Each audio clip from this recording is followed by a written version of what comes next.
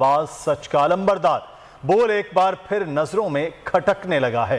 पाकिस्तान के मकबूल तरीन news channel के खिलाफ साजिशों का जाल बुना जा रहा है। बोल से वाबस्ता नंबर एंकर पर्सन तज्जियाकार मुस्तकिल निशाने पर हैं। समी इब्राहिम हो, इमरान रियाज या जमील फारूकी साबित कदमी से सहाफती जिम्मेदारियां निभा रहे हैं। उनकी आवाज़ दबाने के लिए हर हरबा आजमाया गया और अब CEO बोल शुएब अहमद शेख को भी धमकियां दी जाने लगी हैं।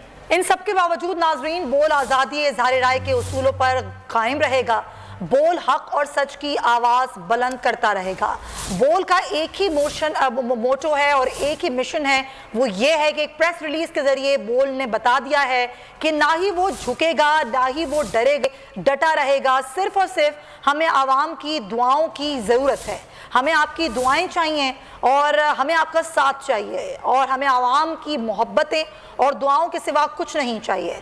इसके बावजूद कि आज आज़ादी इज़हार राय की आवाज़ पर कदगन लगाई जा रही है, आवाज़ को दबाया जा रहा है, लेकिन उसके सब के बावजूद बोल आज़ादी इज़हार राय के उसूलों पर कामज़न है।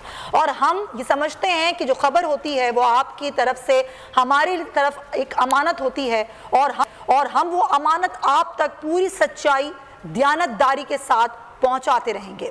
ना ही कभी आज़ादी सहाफ़त पर बोल ने समझौता किया है और ना ही कभी आज़ादी सहाफ़त पर बोल कोई समझौता करेगा। बिल्कुल, ये एक अहम मामला है कि इस वक्त हकीकी सहाफ़त का अलंबरदार बोल है।